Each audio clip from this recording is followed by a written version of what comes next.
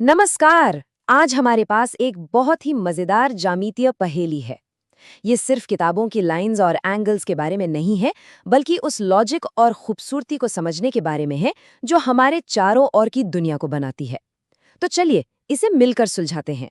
तो ये है आज की हमारी चुनौती। एक त्रिभुज है ABC, जिसमें एक लाइन DE साइड BC के पैरेलल यानी समानांतर है, और सवाल बिल्कुल सीधा है, AE की लंबाई क्या है। चलिए इस पहेली के तह तक चलते हैं। ठीक है, तो अब इसमें थोड़ा और गहराई से उतरते हैं। देखिए, किसी भी पहेली को सुलझाने की शुरुआत उसके टुकड़ों को समझने से होती है, और ये ज्यामितीय पहेली भी कुछ अलग नहीं है।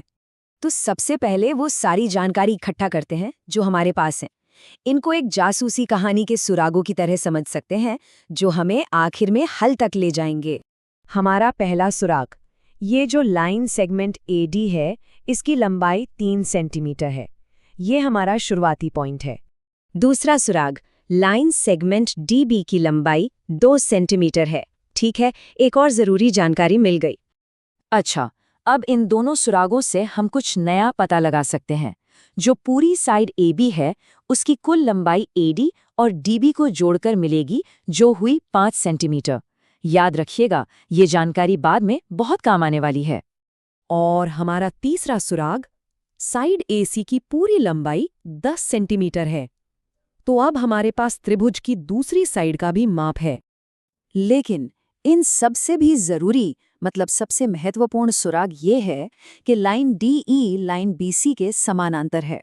सच कहूं तो यही वो जानकारी है जो इस पूरी पहेली का ताला खोलती है। इसके बिना हम आगे बढ़ ही नहीं सकते। तो अब इस ताले को खोलने के लिए हमें एक चाबी चाहिए, है ना? ज्यामिति में ये चाबी एक बहुत ही फंडामेंटल नियम है जो समानांतर रेखाओं और त्रिभुजों के बीच का रिश्ता बताता है। इस नियम को आधारभूत आनुपातिकता प्रमेय या बेसिक प्रोपोर्शनैलिटी थ्योरम कहते हैं। ये प्रमेय बस इतना कहता है कि अगर किसी त्रिभुज की एक साइड के पैरेलल एक लाइन खींची जाए जो बाकी दो साइड्स को काटती है, तो वो साइड्स एक ही अनुपात में, एक ही रेशियो में बट जाती हैं। यही वो नियम है जो इस पहेली को हल करने में हमारी मदद करेगा। तो चलिए अब इस नियम को एक सीधे साधे लेकिन बहुत पावरफुल फॉर्मूले में डालते हैं। इस केस में फॉर्मूला है, AD को AB से डिवाइड करें तो वो AA को AC से डिवाइड करने के बराबर होगा। इसी फॉर्मूले से हम वो गायब लंबाई पता लगा सकते हैं। तो ठीक है, हमारे पास सुराग है और हमारे पास चाबी भी है। तो अब बस ताला खोलने की देर है। चलिए स्टेप बाय स्टेप आगे बढ़ते हैं और उस क्वेश्चन मार्क को एक नंबर से बदलते हैं। प्रोसेस बहुत सीधा है, बस 3 स्टेप्स हैं। पहला, फॉर्मूले में वैल्यूज रखना। दूसरा, क्रॉस मल्टीप्लिकेशन करना। और तीसरा, ए के लिए इक्वेशन को सॉल्व करना। तो चलिए पहला स्टेप लेते हैं। हम अपने सुरागों से मिली वैल्यूज को फॉर्मूला में रखते हैं। AD है 3, AB है 5 और AC है 10। तो हमारी इक्वेशन बन गई 3/5 बराबर है AE/10 के।